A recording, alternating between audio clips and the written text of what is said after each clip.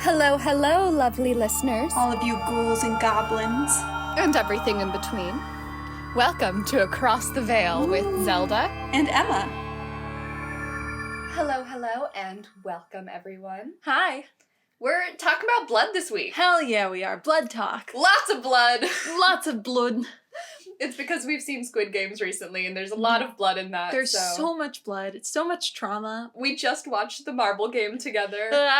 Traumatic. It's a game Emma and I will not be playing as partners. No, we will not. No spoilies, but it was truly upsetting. Truly traumatic. But let's start this episode off with me revealing a very vulnerable side of myself. Oh my god. So my first ever email address, like back when email was just becoming a thing. Yeah. Because we grew up age of the internet. We did indeed. My first email that I had all by myself was kittylovestwilight@gmail.com. Loves is L-U-V-S, by the way. Just need to stick that one in there. Mine was, Save D Whales. But I didn't realize that the D made it just look like saved whales. The whales have been saved. She did it, folks. I saved them. It was all me. You're welcome, whales. At Comcast.net. At Comcast? Yeah. Damn, you were a dinosaur. So Kitty loves Twilight? Yeah, I did this because I fucking really liked cats, and I really loved Twilight. There's been like a Twilight renaissance going on. Which I appreciate. I haven't watched any of the Twilight movies during the Twilight Renaissance. Well, that's a crime. That's a war crime. Well, chain me up, officer. But I read all the books. My mom even bought me, hardcover copies of the making of the first movie. Mm-hmm. So, I knew all the details and would spout them when I rewatched it. That's impressive. Many times. I do know a shocking amount about the films. Yeah. I mean, they're art. They're art. At least the first one. The first one, art. The rest of them, art in a different way. Art with a question mark? Art? Were you team Edward or Jacob? Oh, Edward. It makes it logical has to sense. Be Edward. It's the only logical thing. And Jacob literally forced himself on Bella, so I don't... Fuck that. Fuck that. Yeah, team Edward all the way. I just needed to stick that one in there for past Zelda. But all of this is to say is that when vampires became super trendy a few years ago, I was really on board with all of these sexy bloodsuckers. But, that's all fiction, and today I'm going to be telling you about the very real story of a girl named Mercy Brown, who was suspected of being a vampire. I love this story. So this vampire incident happened way back in 1892 in Rhode Island. Side note, I don't think we talked about Rhode Island on this podcast before. I don't think we have either. The reason this case is so well known is because it was very well documented, and it was one of the last big events to happen during what we in the biz, call the New England Vampire Panic, which happened at the turn of the century. The Twilight Renaissance is a new vampire it's our version. Panic. We're doing it. What's the opposite of panic? Because I'd call it a vampire seduction. Disco. A vampire disco. I like that panic is disco. The key people involved in this incident were all members of the Brown family. George, his wife Mary Eliza, and their two daughters, Mary Olive, Mercy Lena, and also their son Edwin. The Brown family lived in Exeter, Rhode Island. George was a farmer, Mary Olive was said to be a seamstress, and Edwin worked as a clerk in a local store. So they were a family about town. Unfortunately, most of the Brown family would meet a tragic end, dying of tuberculosis, which was known as consumption at the time. The classic. What a great way to die. Horrible way to die. It's awful. You get skinty. You get skinty, you get beautiful. Terrible way to die. During the 1800s, tuberculosis was one of the leading causes of death in the United States. Symptoms included fatigue and coughing up blood.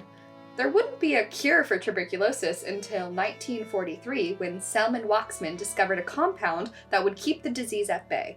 Before that, physicians would recommend their ailing patients eat, rest, and exercise outdoors, as well as a bunch of other home remedies, which were rarely successful, as people who had contracted the illness had an 80% chance of dying. Love that. Love that for them. Those are bad maths. I have a fun tuberculosis fact. I'd love to hear it. In this day and age, you can carry tuberculosis for many months before showing symptoms. So right now, you could have tuberculosis. Same with rabies. Rabies you can have for also many months and not know it until symptoms show up and then you just die. Fun facts. Are they fun? Yes. Are those fun facts, Emma? Are you sure you know what fun means? Do I need to get you a dictionary for Christmas? I think they're fun and awful. Well, speaking of awful, Let's talk about the death of pretty much an entire family. Alrighty. Mary Eliza, the mother, would be the first of the Brown family to succumb to tuberculosis in 1886, followed by eldest daughter Mary Olive. A few years later, Mercy and Edwin would also become ill. Mercy Brown died in January of 1892 when she was just 19 years old. Edwin was sent away to Colorado Springs to recover, but came back even sicker. Whispers began to spread through the townsfolk. In those days, people really didn't understand germs, and they thought the Brown family had been cursed, or that one of the dead family members was causing Edwin's illness. Before we continue, let's do a little crash course on the history of vampires, because they used to be quite different from the creatures we know of today. In the past, vampires, and we are talking Eastern European vampires, by the way, which makes me think we should do a world vampires episode. Oh my god, yes. 100%. Eastern European vampires were quite literally the undead who would crawl from their tombs and suck the life force from a living person. Classic. Good sound. If you like reading and lesbians, I know I like both of those things, you should read Carmilla. It's one of the oldest vampire stories out there. There have been adaptations, and there's even a YouTube miniseries that's done kind of vlog style, but the original is on the internet if you want to read about lesbian vampires. Who doesn't? They're great. The OG's a pretty good read. I had to read it for a horror class, 10 out of 10. Back then, it was less about blood-sucking and more about general life force-taking, and vampires had to return to their tomb during the day, where they would, again, become a dead body.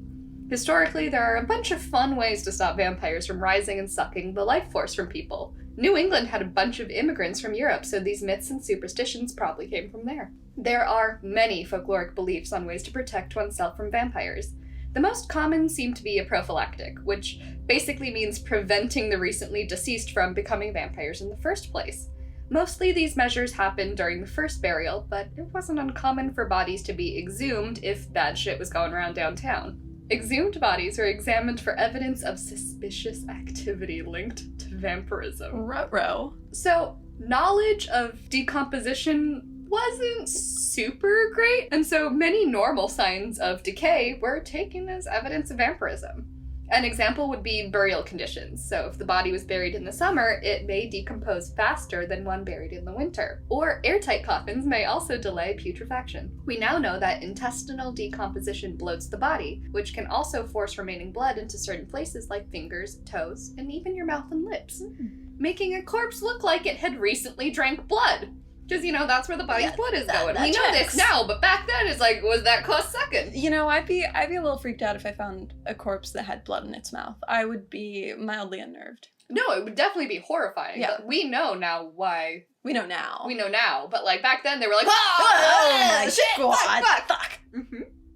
The most widespread belief in vampire protection was to stake the body into its grave, literally pinning the vampire to the earth so that it was unable to roam and complete its little vampire tasks. Little tasky tasks. Little tasky poos. Archaeologists sometimes still uncover bodies that have iron rods stuck through their chests. And according to a recent study by forensic anthropologist Matteo Borini, the remains of a woman who died from the plague in Venice, Italy during the 16th century might be the oldest remains with evidence of a vampiric burial. The woman was buried with a brick in her mouth, which was a popular burial method in the Middle Ages to keep the vampires from coming back and biting, I guess. It's actually how I sleep every night. With a brick in your mouth. With a brick in my mouth. Can't talk shit with a brick in your mouth. No, you can't. Love me a good snooze with a brick in my fucking mouth. Other methods of keeping vampires in their graves include decapitation or burying the body face down, which I think would just be funny. Imagine waking up and you're buried down and you're like, fuck, fuck, fuck, fuck. Happen again. They would also stuff the mouth with other things, oftentimes garlic. Because we all know vampires hate garlic. Clearly. Well, I was super curious to see where this vampires hating garlic thing came from, and the answer is pretty cool, and it's something you're very passionate about. Really? Mm-hmm. What is it? So the short answer is rabies.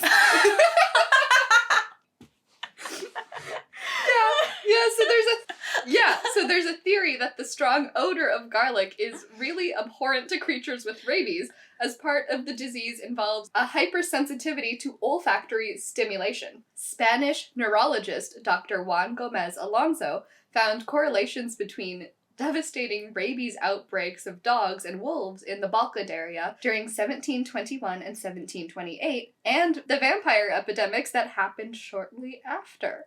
Folkloric vampires were described as snarling and slobbering, much like how a person with rabies would act. Accurate. Rabies is also transferred through saliva, so that's probably where the biting link came from for vampires. Oh. Patients with rabies, they've done tests, they don't like looking at themselves in mirrors because ocular stimulation also freaks them out, so that's why vampires don't like mirrors either. Oh, We're seeing links. We're Seeing making the links. historical links. Look at that. All the facts coming together, making sense.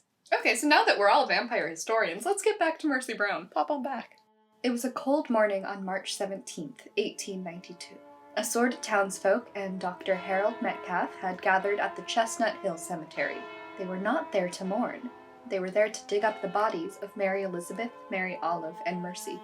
It had taken considerable convincing, but as his son became sicker, George Brown decided to agree to exhume his family's bodies to see if there was any evidence of a vampire.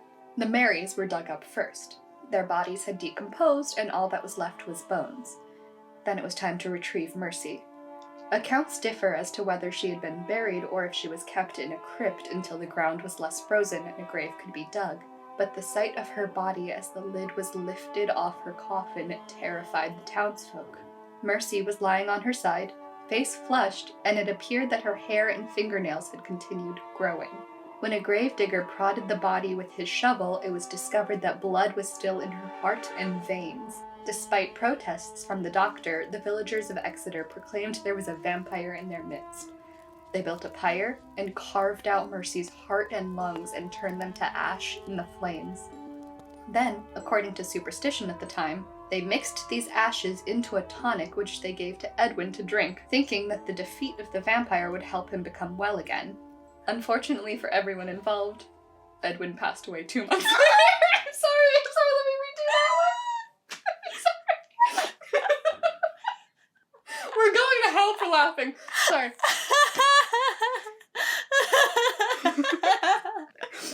Unfortunately for everyone involved, Edwin passed away 2 months later. I couldn't keep it out of my voice. It's so tragic.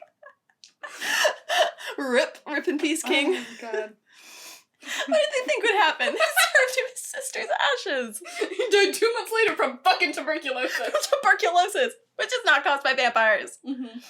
You knew that about corpses, right? Your nails and your hair keeps growing? Well, no, it actually doesn't. Oh, this shrinks around you. Yeah, your skin shrinks and it kind of looks like they've grown when it actually hasn't. It's one detail in movies that I often notice, and it really bugs me if people are like their fingers and like hair still grows. No, it doesn't. Your skin shrinks. It's still growing. Your skin loses hydration and shrinks.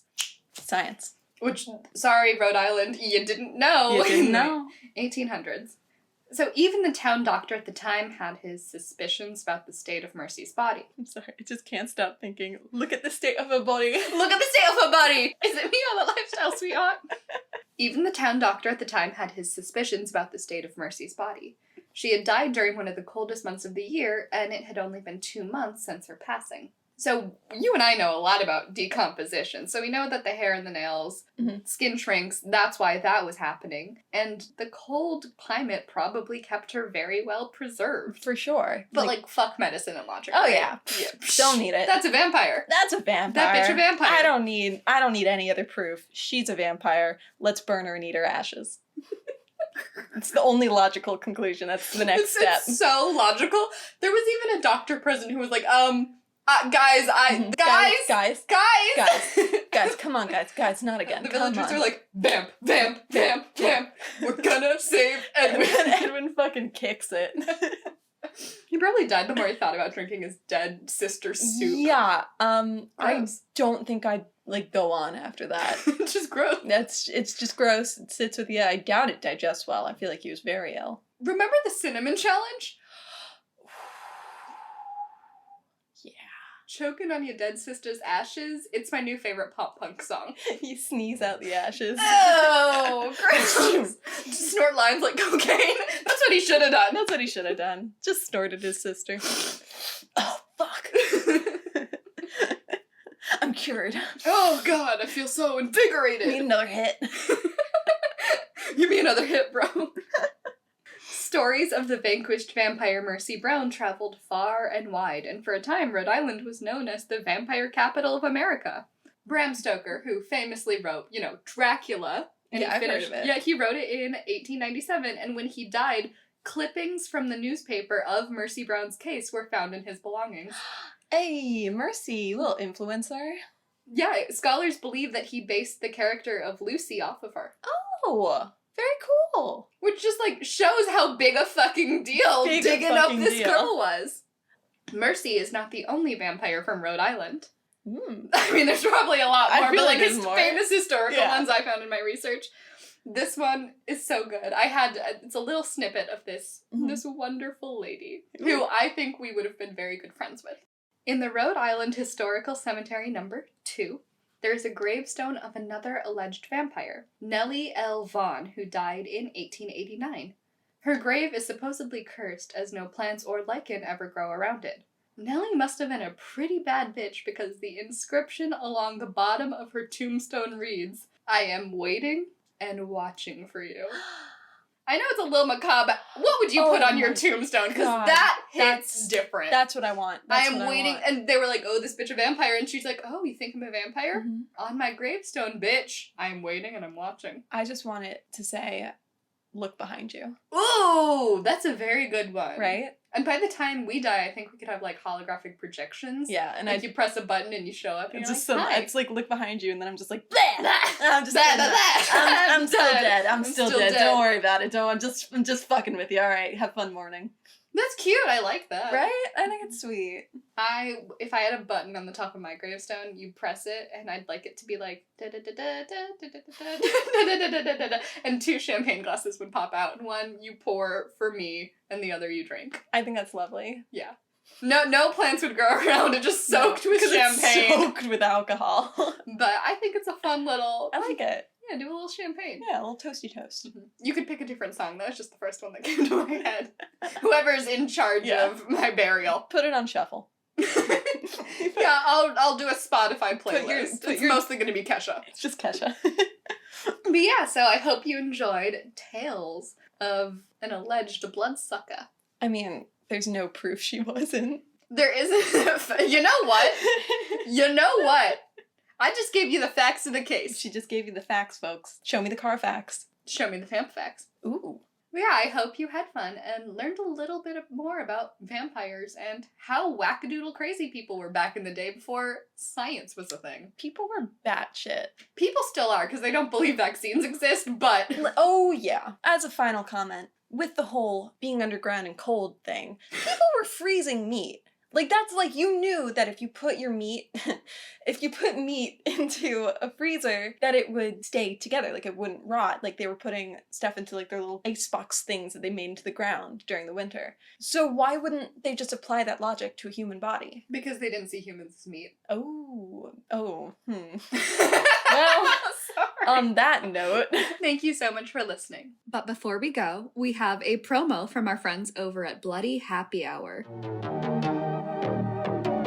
Hey, I'm April. Hey, I'm Caroline, and this is Bloody Happy Hour, your newest true crime comedy podcast. So grab your favorite drink and join us every week for Thirsty Thursday. We promise to tell you the bloodiest stories and give you a laugh in between. Go find us, follow us, and subscribe anywhere you get your podcasts, because guess what? We're about to be sipping on some murder.